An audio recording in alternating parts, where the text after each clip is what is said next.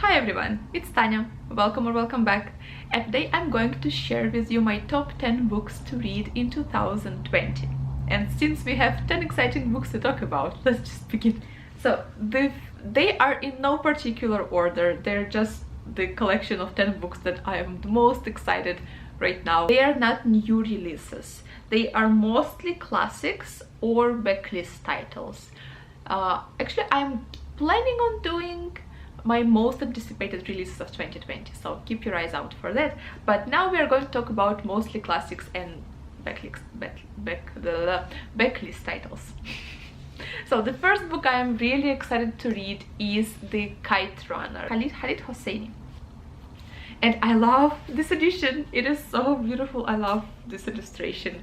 I never read this book, but from what I know, it's a story of friendship between two Afghani boys. It must be about Afghanistan, and I don't really know much about Afghanistan. I would like to learn more about people and culture and just lifestyle. It's going to be a really interesting read, and I am so excited to read it. Actually, a few years back, I think I read maybe a graphic novel based on this book, and I really loved it.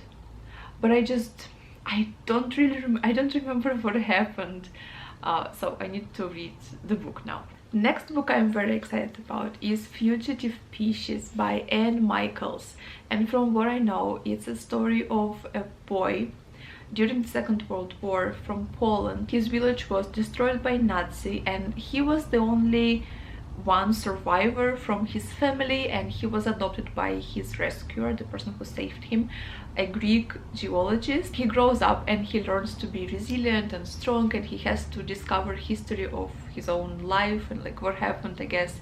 And it sounds probably it's going to be very hard and sad and just probably heartbreaking. One more book from the same series, also very beautiful edition, is Dr. Strange and Mr Norrell. This is supposed to be something like mystery but also with magic, so it's like a mixture of mystery and fantasy genres, and also it is all set in England, like maybe 19th or 17th or 18th century England, and it must be so atmospheric. I am just prepared for a very atmospheric read, and that's why I am very excited. It's a little bit intimidating because it's like very long. I think it's around 1000 pages. It is 1000 pages, but I am still very excited, and I need to read it in 2020 because it must be amazing. Actually, on my list I have quite a few chunky books. So this was the first representative of all the chunky books that I have. The next representative of huge books on my TBR for 2020 is Teaghanim. And this is a standalone fantasy novel talking about a country struggling to be free of a tyrant king and his dark magicians. That's all I know, but just the fact that it's a standalone fantasy novel, because I am really not good with series. I am terrible with continuing series, so I'm happy to know that it's a standalone. Sounds interesting, and I am excited. I love that setting and I like this type of stories. It is chunky. It is how many pages? Let me tell you, 700, almost 800 pages, but I need to get it in 2020. Next very big book on my TBR is The Dream of the Red Chamber, and this is a Chinese classics, and I haven't read anything from Chinese literature, like zero, and that's why I am so incredibly excited. It is said on the back, it is said that it is one of the 4 great classical novels of Chinese literature, and it makes me so excited. I really want to read it, but of course I am intimidated by the size because it is practically 1000 pages. I think it's going to be beautiful once I pick it up. So yes, this is another book that I really want to read in 2020. Okay, the last chunky book for 2020 that I want to talk to you about is Bleak House by Charles Dickens. And this is classic novels. I'm sure all of you know what it's about better than I do because I haven't read Charles Dickens, to be honest, but it must be like a portrait of England in 18th century. I'm wrong, I'm probably wrong, but it's classics. I want to read more classics from around the world, including England and China and Russia and, you know, everywhere. Everything that I can find.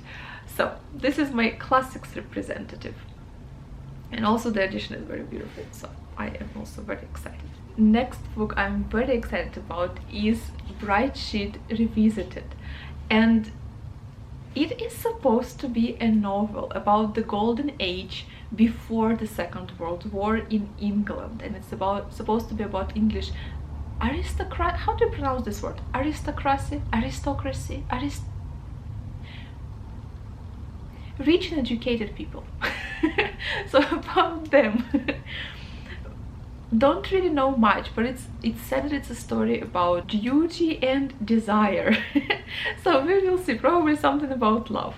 But I just like this edition, and I read a lot of praise for this book, so I am excited to actually pick it up. And it's not that big actually, it's just, how many pages? It's only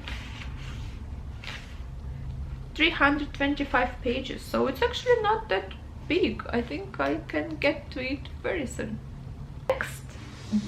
Next book, actually author, not so much a book, more an author.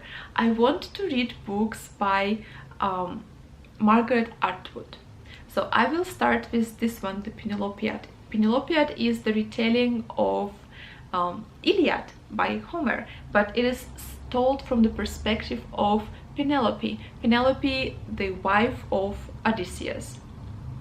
And after this book, I actually really want to read Elias Grace.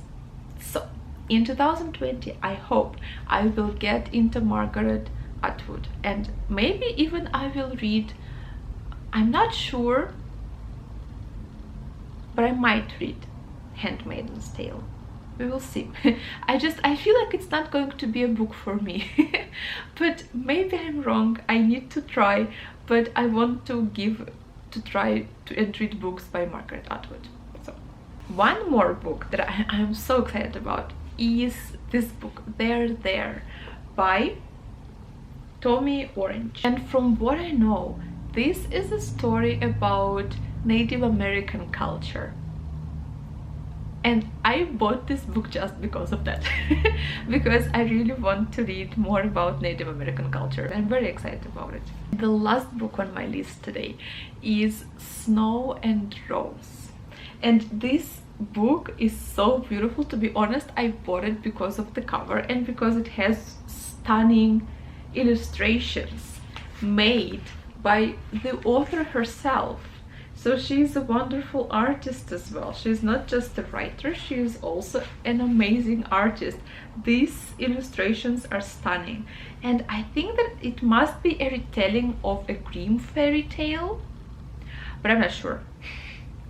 I actually expected to be that, and I read that fairy tale. It's one of my favorite fairy tales of Grimm brothers, if I'm not mistaken, if they're the authors. I really like the illustration style, so I am also very excited about this book, and I think I'm going to read it in January. And there you have it, guys, my top 10 books to read in 2020. Let me know in the comments what books are you most excited about to read in 2020.